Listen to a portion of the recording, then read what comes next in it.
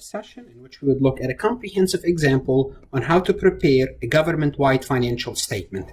Now, the government-wide financial statement would require various steps. So before you view this recording, I want to make sure that you understand that I did 1, 2, 3, 4 recordings, one to the reconciliation of capital asset, one for long-term debt, one recording how to recognize revenues and expenses under accrual, and one recording on how to add the internal service funds. So if you did not view those recordings, it will be a little bit more difficult for you to follow. So you need to go back and view those recordings before you go ahead and work this or look at this example as I work with it. So I'm going to have this information and I'm going to be working from an Excel sheet.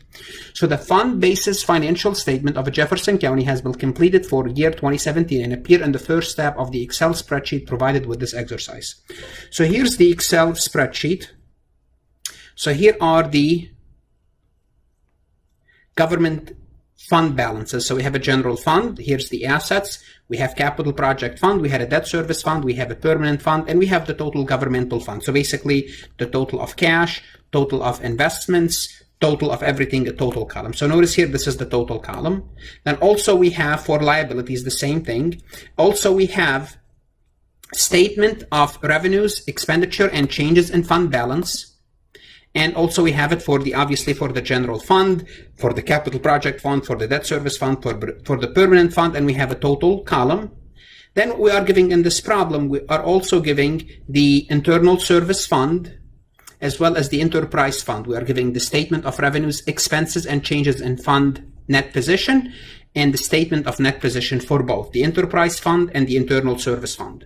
So what are we trying to do? We are trying to prepare a government-wide financial statement. We're trying to prepare government-wide financial statements using the worksheet. So this is the worksheet that we're going to be using. So here are all the totals, the government fund balances, and where these numbers are coming from, they're coming from the total balances for each fund. For example, here cash is $340,348. The cash, the balances for the government-wide financial statement, 340, 348, so on and so forth. So those are all the various total balances using the worksheet. So just in case you are wondering. Now the good thing about this exercise, as we input the journal entries, it's going to flow through the worksheet and it's going to show you the effect on the financial statement. So hopefully this will help you. So let's go back and look at what we are giving in the problem. A, capital asset. Capital asset purchased in the prior years through governmental type funds totaled $7,890,000 net of accumulated depreciation as of January 1st. So those are assets purchased in prior years. And what do we know when we need to adjust capital asset? The first thing we have to do is we have to put capital asset on the books, because remember, those are worksheet entries. So worksheet entries, they don't stay because they're not posted. So therefore, every year we have to go back and put the prior year balance. So we have capital asset of $7,890,000. So what do we do? I'm going to go to the Excel sheet and I'm going to debit for transaction A. I'm going to debit capital assets, which is net of accumulated depreciation. How much? $7,890,000. And I'm going to credit, what do we credit? We credit net position beginning of the year. What are we doing? We're establishing the prior year balance, which is also $7,890,000. So here's what happened under my capital asset. Under my, not under my capital asset, under capital asset on the worksheet. So the capital asset on the worksheet, let's take a look at this.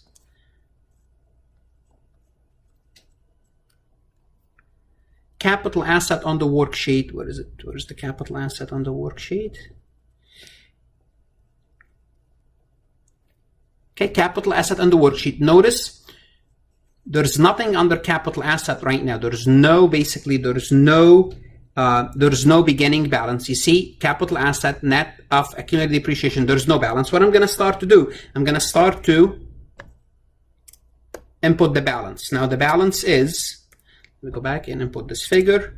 It's $7,890,000 because I debited Notice I debited capital asset.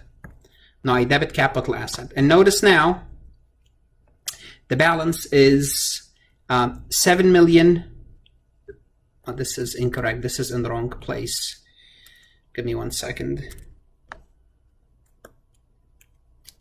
This 340,000, this is the cash balance. I'm just gonna, okay. So now what I did is I'm starting to put the capital asset back on the book. So I debited this and I credited net position, beginning net position. I'm gonna go down here and credit 7,890,000. So this first step is to establish the capital asset, which I did, which by this entry I did establish the capital asset. Okay, so that's done. Depreciation on capital asset used in the governmental type activities amounted to 316. Well, what do we need to do? They're telling us depreciation is 316,000. Therefore, what's the entry? You debit depreciation expense, credit accumulated depreciation. Therefore, for this, we have to debit depreciation expense for 316,000, credit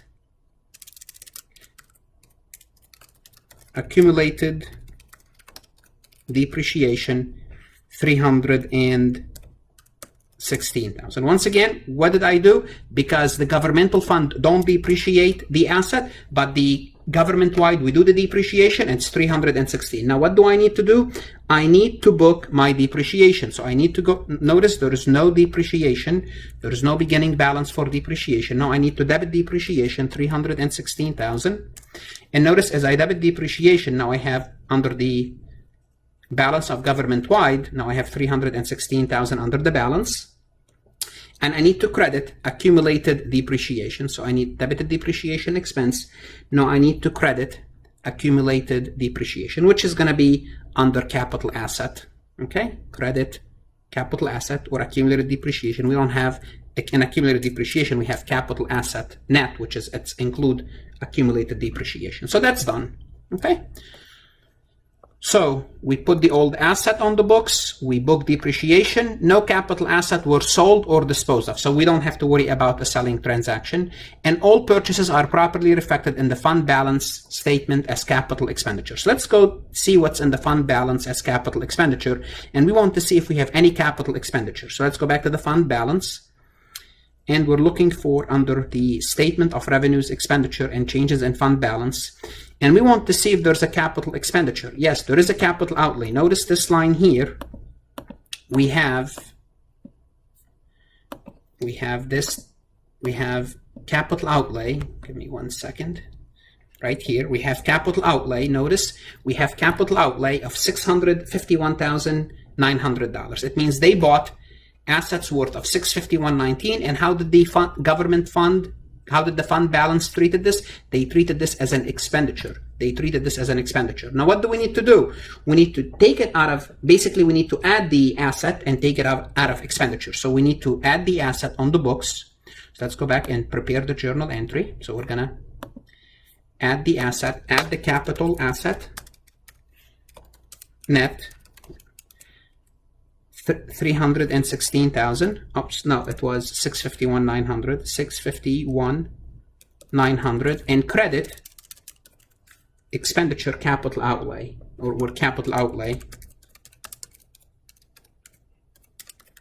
That's an expenditure, because when we purchase them, we assume that they are an expenditure. 651,900. Now, what do I need to do? I need to post to my worksheet. I need to add to my capital asset. I need to debit my capital asset, 651,900. And notice I am adding now the first entry I put the old asset. The second, this entry I put the new asset. Now I need to credit capital outlay. I need to remove this. So notice right now, in the total column, there is 651,900. Once I credit 651,900, notice the balance in capital outlay went down to 0, which it should, because we're not supposed to have capital outlay. Capital outlay should be capital asset, which we added to the total of capital asset. Notice capital asset now is 8,225,900. Okay, let's go back here. So pretty much I would have to say we're done with all capital asset transaction. The only thing that you could have, you could have had a sale, and I did work an example with a sale, but we don't have it in this situation. Now we're going to go ahead and work with long-term debt. Long-term debt, we are saying there is no outstanding long-term debt associated with the governmental type fund. Good. So we don't have the entry to debit, to credit bonds payable and debit net position. We don't need this entry because we don't have any debt from prior year. So that's good. Although when I worked the example, when I worked the explanation, we assumed that we had. So this is good. This is done. We don't have to worry about this. April 1st, 6% bond with a face value of 700 were issued at a premium. Bond payments are made on October and April 1st of each year. Interest is based on an annual rate of 6%. And the principal payment are $22,000 each. The first payment was made on October 1st. So now we need to put this new bond on the books. We need to put the new bond on the book, and amortization of the bond premium for the current year is $1,800. So we already amortized $1,800. Okay, and let's see now. How do we put the bond on the books? How do we put the bonds on the books? Well, what's going to happen? We're going to have to credit bonds payable for $700,000. We're going to have to credit premium on bonds to put the bond and the premium. And we're going to have to debit proceeds. Remember, when we issued those bonds, we credited proceeds from bonds. Well, let me show you the original entry. The original entry looked like this. Maybe if I show you the original entry, then when we prepare the adjusting entry, it will be easier. What we did is we debited cash, $722,800. Okay, then we credited bonds. Oh, no, sorry, not bonds. Proceeds, bond proceeds, $700,000. And we credited bond proceeds premium, $22,800. What do we need to do? Those two bond proceeds and bond proceeds premium, those are fund balances. We need to take them out and do what? Replace them with bonds payable. So cash is good. Cash is cash. So I'm going to go to the journal entry now, and let's see. First, let me prepare the journal entry. I'm going to debit bond proceeds, or sale from bond proceeds. Since they call it sale on bond proceeds, we're going to call it sale.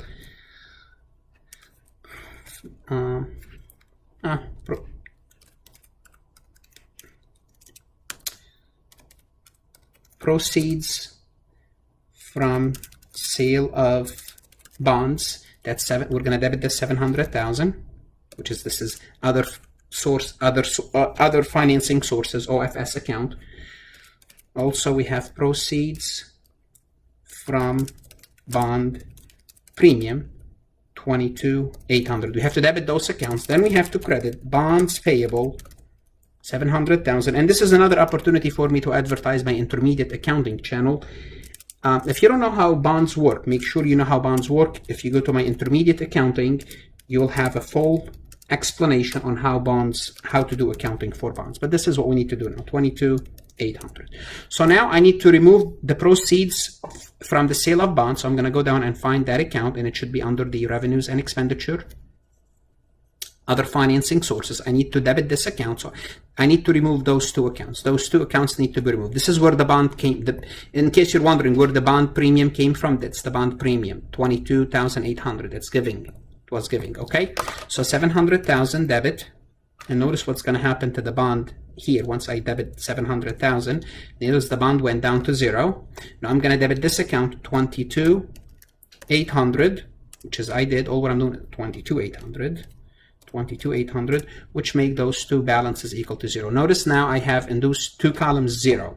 Okay, so I eliminated the bond proceeds. Now I need to put the bond on the books. So now I need to credit bonds payable. I need to go to the balance sheet. I need to go to my balance sheet and find my bonds. Okay, I have premium on bonds. Let me credit this, 22 800, and I need to credit, what else? I need to credit my bonds payable, because I also have to put the bonds payable on the books. Bonds payable, 700,000. Now I have the bonds payable and the premium on the books as bonds payable and premium. Good. Now I'm not done yet because I have to take care of my interest. Now it says here I made a principal payment of 22,000. Okay. Well, when I made the principal payment, I credited cash 22,000 and I debited expenditure dash principal. Oops. Expenditure, I debited expenditure. Sorry, it's hard for me to write because my screen is, I debited expenditure dot dash principal amount of 22,000. Once again, I need to remove this expenditure and I need to debit actually the bond payable itself. So I need to remove this expenditure, I need to debit bonds payable. If I paid 22,000 of the principal, it means my bonds payable went down by 22,000, and I need to remove this. Let me see if I can find the account here, and I will just link it immediately. Where's the expenditure? Oh, right here. It's this account right here. Debt principal.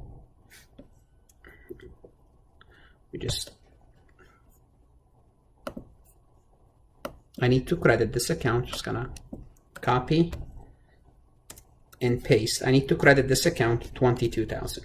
So simply put, I need to remove this 22,000. So this 22,000 here that I have right here, I need to remove. So I'm gonna credit this. As I credit this, it's 22,000 will be gone at the end. So this is gone from the balance, from the total. Notice, now I need to debit bonds payable. So I need to go to my balance sheet accounts, look for the bond, and debit bonds payable to post to the worksheet. Debit bonds payable, 22,000. Now my bonds payable went down to 678. Okay, that's that. What else do I have to account for? Okay. Well, one thing I have to account for is what? Interest expense. Remember, under modified accrual, that's one of the things that we don't accrue for. We don't accrue for interest expense. And remember, that was one of the adjustments that you have to make for long-term debt. You have to remember this, that interest expense will have to be accrued. Now I have to debit because interest expense is not fully posted. So I have to debit interest expense and credit interest payable. How much? Well, let's see how much. Interest payable. Well, I have to debit and credit interest expense and interest payable for the accrued interest. Well, the bond pays interest last October 31st. October 31st was the last time they paid interest. So from October, we have November, December, and January. So they paid interest last October. That's last time they paid interest. Therefore, we're going to have October 1st. This is October 1st. So we have full October, that's 1 month, full November, and full December. So we have to accrue. This is October, this is end of October, end of November, end of December. So we have 3 months. So we have to do, remember, but we paid off, we made the payment on the loan. So the loan was 700,000. Then we paid the loan, we made a payment of 22,000 on the principal. Therefore, the remaining principal is the difference between those two, which is what? 678,000. 678,000. We're going to multiply this by 6%, and we're going to multiply this by 312, which is the prorated interest. And if my calculation is right, the interest expense we need to accrue is 10,170. Now we need to add interest expense, debit interest expense, 10,170, credit interest payable, 10,170. Now we need to go to the interest expense and post the interest expense and update the worksheet. So the interest expense is reflected. So let's go to the expenses, revenues. Where's the expenses? interest expense dash expenditure. We need to debit this account. We need to debit this account, 10,170. 10,170. Obviously, we're adding to it, and we need to credit interest payable. So interest payable should be under liabilities, accrued interest payable right here, 10,170. Now we have interest payable of 10,170 and interest expense of 31,170. All right, let's see. What else? Anything else? Well, the premium. Also, amortization of premium was 1,800. That's another adjustment we have to make when we're dealing with long-term debt. What happened with the premium? Well, the premium, they're amortized against interest expense. So the premium reduce interest expense. So we have to reduce interest expense. So we have to credit interest expense and we debit premium. Because as premium goes down, interest expense goes down. Okay, so now we need to go back again, make the last adjustment for the debt. Again, those are things that I explained when I worked with the debt. We need to debit premium. We need to debit premium on bonds.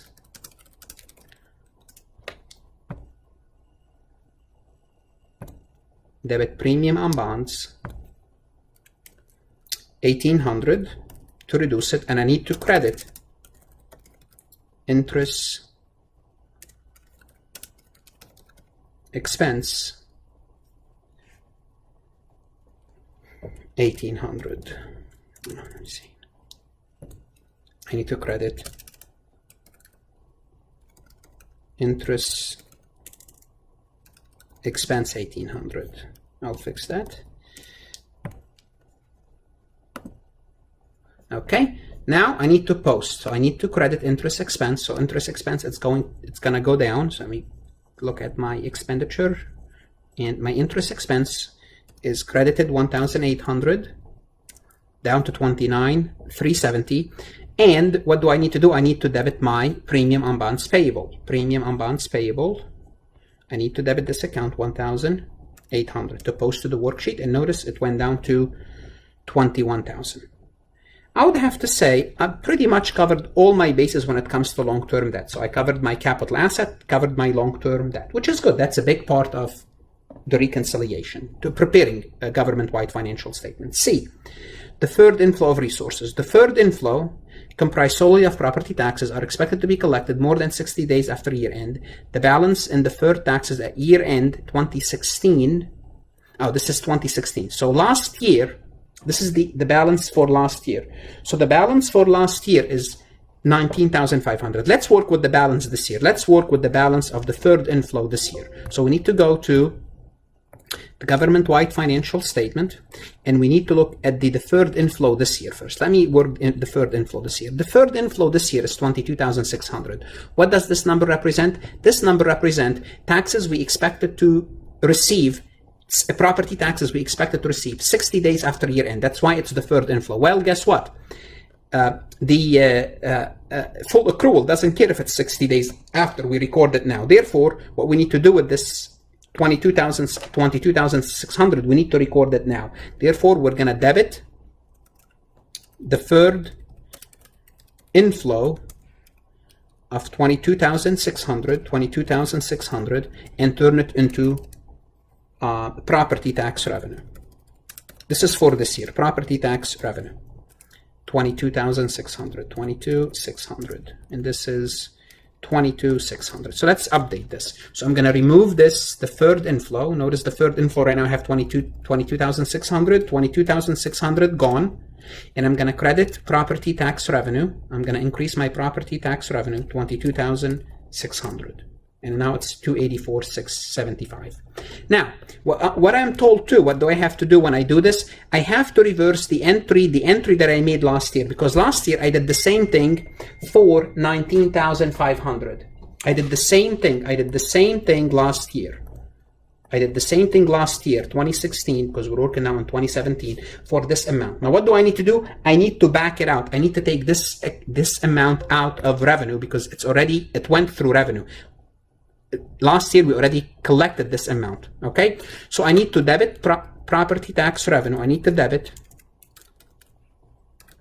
property tax revenues, 19,500. And what am I doing this to remove what I did? 19,500.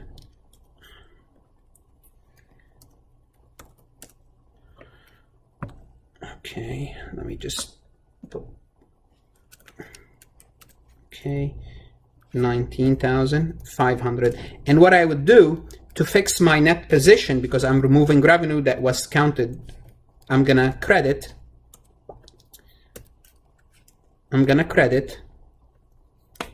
net position beginning of the year, net position beginning of year. So now I need to remove out of property tax revenue 19,500. So I'm going to debit this. 19,500. Notice the total will reduce, and I'm going to credit net position beginning of the year. I'm going to credit net position 19,500. And this is pretty much, I took care of revenues. Okay, I took care of revenues. So now I took care of deferred revenues. So I have two entries to make. One to eliminate last year, what I turn when I turn the deferred revenue into revenue, back out that revenue, then add this year deferred revenue, that revenue that I'm going to be collecting 60 days after year end, after 60 days. Transfer were between governmental fund. Now we need to take a look at our transfer and determine how much transfer there were and take it out, which is easy. Transfer in versus transfer out. Let me take a look. Where's the transfer? On transfer in, we had 68,500. So what do I need to do? I need to take the transfer out. So this is transfer and this is a credit. So I need to debit this account. So I will need to debit this account. Let me do the journal entry first. So I need to debit transfer in and credit transfer out. So let's do this. And the amount is 65,800, 65,800, 65,800. Okay, so I'm gonna debit this. Notice now I have transfer in of 65,800. I'm gonna debit this 65,800. It's gonna go down to 0. Now I need to find my transfer out and do what? Because I'm gonna have the same amount, I'm gonna have to remove that transaction. So let me see where that account is. Other uses of finances, right here. Notice I have 65,800, 65,800 gone. Notice now the balance of transfer out is 0. The balance of transfer in is 0. And this is one step is to remove any interfund transfer. So I'm done with pretty much 3 major steps. What I'm left with is the last step, which is the internal service fund. Now, it's a motor pool. It's for a motor pool. Internal service fund revenue is predominantly derived from the department classified as governmental. So what they're saying is the revenue is coming from other governmental, which it's expected.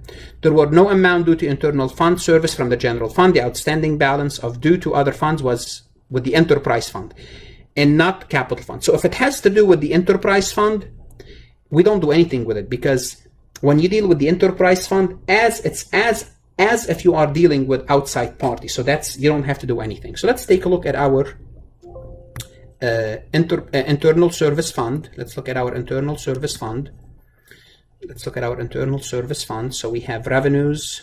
First, let's look at the balance sheet. We have cash, 22,850, due from other funds, supplies, capital asset, accounts payable, wages payable, interest payable, banknote, advance from enterprise fund, and net investment and capital asset, unrestricted, and net position of 31,260. Now, the first thing I do, the first step, is to take all these accounts and put them on the worksheet, because I have to make a journal entry to put them on the worksheet. Otherwise, they won't be on the worksheet. So now I'm going to have a big entry to make. So now I'm dealing with the internal service fund. So I'm going to debit cash. I'm going to have to debit due from other funds. I'm going to have to debit supplies inventory. So all the accounts that you see, that you saw balances for, supplies inventory. I'm going to have to debit capital asset net. I'm going to have to credit accounts payable. I'm going to have to credit wages payable. I'm going to have to credit interest payable.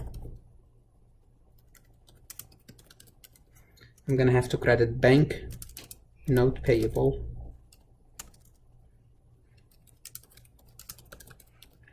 I'm going to have to credit advance from enterprise fund.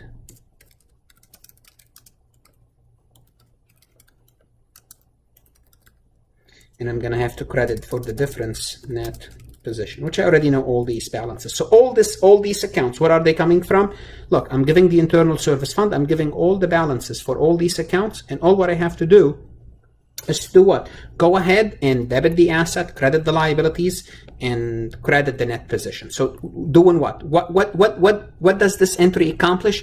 It put the internal service fund on the worksheet. It put the internal service fund on the worksheet. So I'm going to go ahead and start to do this. Cash 22,850. Now, again, as soon as I debit cash, I have to go up here and I'm going to do this step by step. This way I'll show you what's happening. So I'm going to debit cash. Oh, I have to be careful. I'm going to have to debit cash here because this is under the internal service fund. So I'm going to have to debit cash because the internal service fund will be report. We have to keep it separate. 2280. So notice total cash now for the government is 363,198. So notice the internal service fund is part of the governmental activities. I'm going to have to debit due from other funds 15,750. I'm going to go do due from other funds. Due from other funds right here, 15,750. 15,750. And notice now this is now due from other funds is 15,750. Let's see. Let me see here.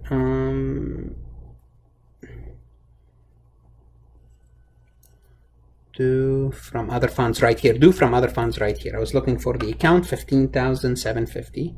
15,750. Okay, now it's the 15,750 is on the books. I need to debit. This is the journal entry. I need to debit my supplies inventory 3,500. So I need to add 3,500 to my supplies inventory.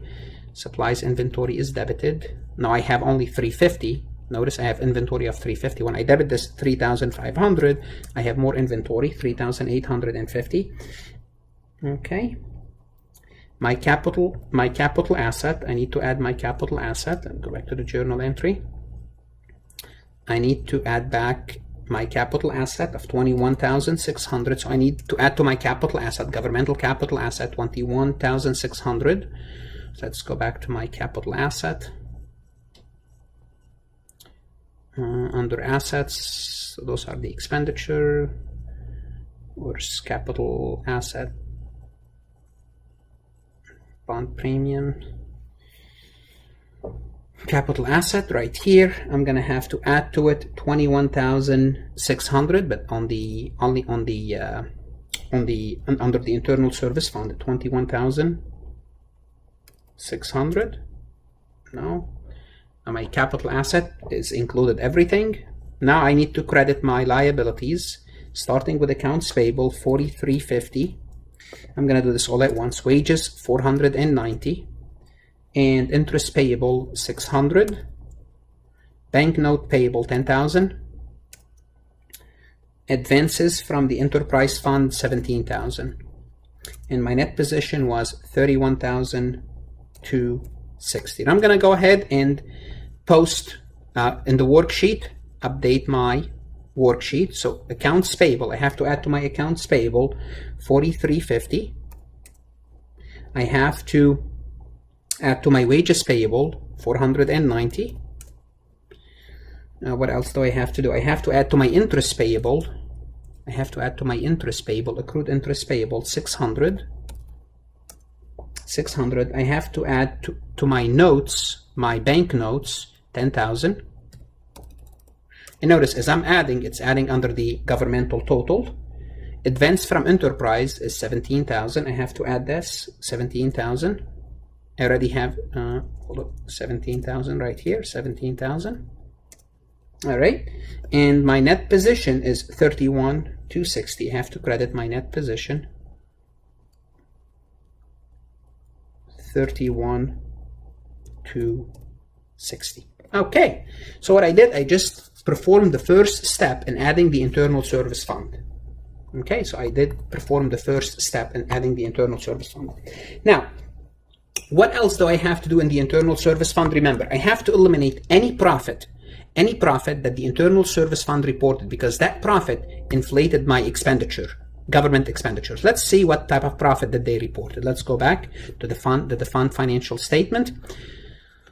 Okay, so the internal service fund, they charged $96,250. Cost of services were $90,000. So they reported a profit of $5,660. This is the profit that they reported. But this profit, we are told, it's all internal profit. If it's all internal profit, I need to remove this internal profit. Well, how do I do so? I credit the governmental expenditure and I debit net position. So the entry to do so, again, if you're not sure what I'm doing now, go back and view the lecture. I will debit my net position for the profit, which is 5,660, and I credit general government expenditure, general governmental expenditures. Okay, and I will credit this account 5660 to reduce my expenditure, because my expenditure are overstated, because what I built to the other governmental units, what they did, they recorded as an expenditure, but it's really it's intergovernmental transaction. Therefore, I have to remove it. So notice the let me look at the government expenditure now. Where's the government expenditure? Okay, under expenditure, sheet general government expenditure right now I have 181,560, but this is inflated. Why is it inflated? Because some of it is charged to the internal service fund. Therefore, I need to reduce it. So because the government expenditure is inflated, I need to credit this. So notice it went down. Notice 5,660 brought the expenditure down, and I need to debit net position.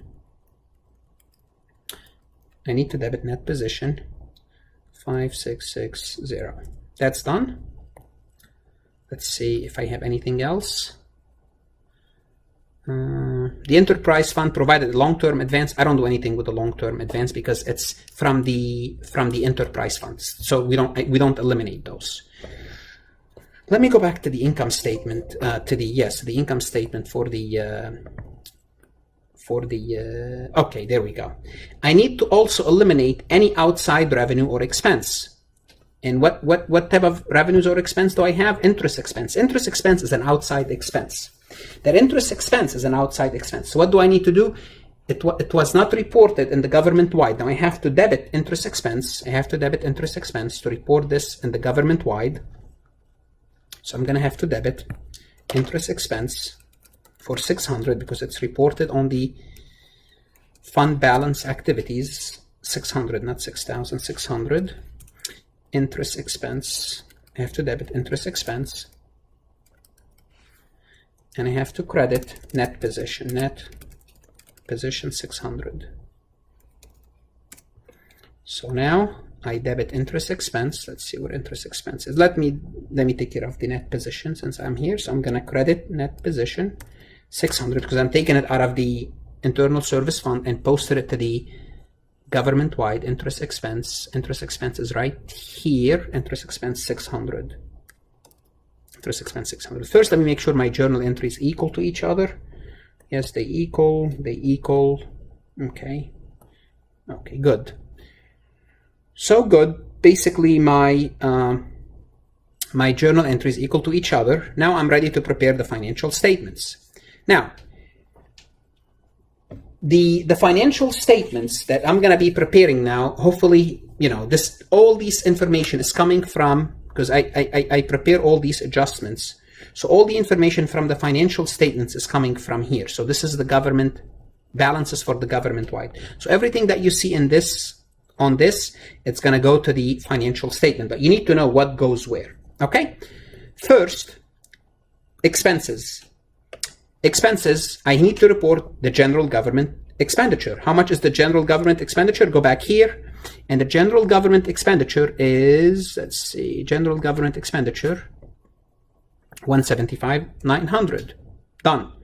Library. What's my library expenditure? Well, let me go back and find out what's my library, where my library expenditure are. Library expenditure, 12,700. Done. Depreciation. I have to book depreciation. Go back and I'm going to look for the depreciation. Depreciation is right here. 316,000. Done. Interest expense. I have to go to my interest expense. Now it's up to date. Interest expense is 29,970. That's done too. Okay. So my total governmental activities expenses 534,570. And here they're giving you obviously the total. Okay. Now this is net because there is no revenue related to it. Okay.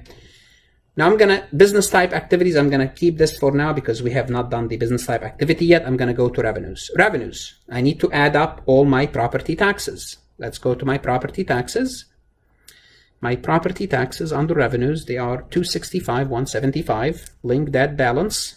Intergovernmental revenues. Intergovernmental revenues. Go back here, and they are 280,000. That's done. Interest income. Interest income is how much? Interest income. Let's go back, see how much interest income do I have. 21,100. No adjustment was made to that. Okay, so the total general revenue 566,000. The change in net position is the difference between the expenditure and which is the government expenses minus the revenues, which will give me a change in net position, basically a net income of 31,705, which is good. Now I need to know what's my beginning net position. Its beginning net position is 8,692,163. I wrote this number down. Okay. Oh, 8,860. Hold on. 8,458. Okay. All right. So that's that. That gave me the net position. That gave me my net position, my net and ending net position. Now I need to do the same thing for what? For my balance sheet. For governmental activities, I need to bring my cash. So my cash is, my total cash under government is 366,198. I need to bring my investment. I need to go back and bring my investment balance. And now all these balances are final and they include everything. I need to bring in my taxes receivable. I have taxes receivable of 51,325. I need to bring in my interest receivable. Interest receivable is 1,700. Bring it there. Internal balance current. Let's see what that balance is. Internal balance current, which is due from other funds. What is it? 15,750. Yes, it is. Due from other government. Let's see. Due from other government. 280. Inventories. I have to go back and see what my inventories are. Inventories are 3,850. Internal balances long term. What's that? Internal balances long term. I need to find that. Internal balances long term.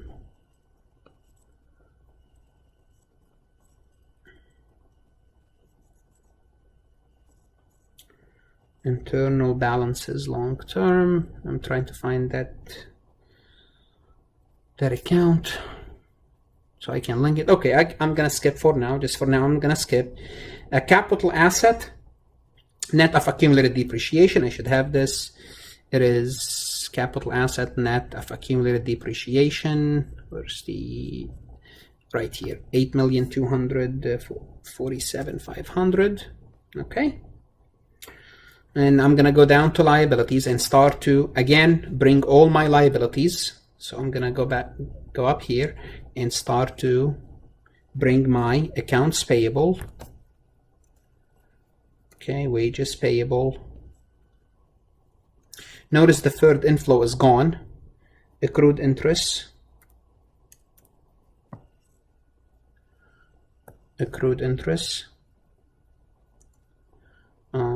contract payable, we did not adjust this account, so it was 25,000 and stayed 25,000. Banknote was 10,000. Banknote is 10,000. Bonds payable. Let's see what bonds payable do we have. 678. And premium on bonds sold. The premium is, let's see how much premium do we have left, because we adjusted the premium twice, 21,000. So those are my liabilities, 756,560. Those are my liabilities. Now I need to set up my net position. Okay, actually I just noticed where this internal balance long term negative 17,000, and it's coming from, that's what I was looking for right here, advance from the water utility. Okay, it's a credit balance, that's why it's a credit balance. Okay, so that's that. Now we're gonna work on the net position. The net position is what? First we start with net investment in capital asset, which is what? How do you find net investment in capital asset? It's capital asset net minus liabilities related to this. So minus bond payable minus premium on bond, because it's part of the bond. So the net investment in capital asset, 748,500. Now restricted asset, how do I find how much restricted asset do I have? I'm going to have to go to my fund basis, and I have to go to fund basis and go to their balance sheet and find out what's the restricted amount. And if I look under restricted, what we have is permanent fund. The permanent fund is restricted, and the restricted is, whatever, and also the restricted is restricted. So together that's 936,000. That's the restricted, 936,000. And whatever's left from, assets minus liabilities, whatever's left is unrestricted. And then under those circumstances, let's see, this is, so assets minus liabilities should equal to 8,704,000 minus this amount. Let's see, bring this amount and bring this amount, subtract them. So this minus this minus the 936. What we're left is unrestricted is, let me do this again one more time. We have assets, let's see, assets 9,400,000. Let me see here. Is this,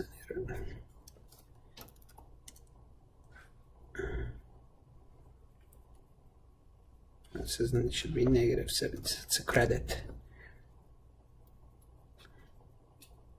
See, let's see if I'm just doing I'm just making sure that everything matches.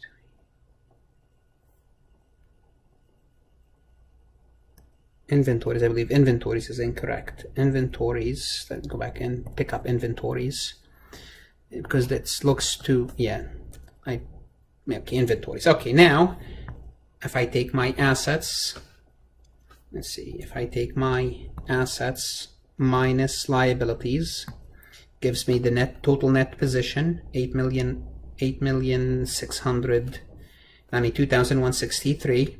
I'm gonna subtract from that the restricted and this one. So if I take the asset minus liabilities minus the restricted for net capital asset minus the restricted net position, it's going to keep me at 207,663. This sounds right. 207,663. This is my unrestricted. And notice if I take assets equal to liabilities plus net position, yes, they equal to each other. I can tell from the sum right here, which is 9,448,723. Okay, or we can say as net position equal to asset minus liabilities. Now, I'm not gonna do the business type activities, because if you know how to do the governmental, the business type is easy. All you have to do is the business type is take the amounts in the business type, balance sheet, statement of net position, which is the enterprise fund here. This is the balance sheet. okay? And which is, it's going to be the same thing. You're going to go in and plug in all the numbers in the balance sheet and plug in all the numbers for the enterprise fund. Net, everything will be the same. The only thing is you're going to have to put the business type activities. There's nothing here, but you're going to have to put the revenue here, and then you have the net position changed, and you put all the assets and liabilities, and it's going to give you the total. So that's all what I'm going to go over. Hopefully this exercise helped you with a comprehensive reconciliation example. Once again, to understand this, make sure to have viewed, because we spend 4 sessions working on reconciliation. Okay, but this is a comprehensive example. If you have any questions, any comments, by all means email me.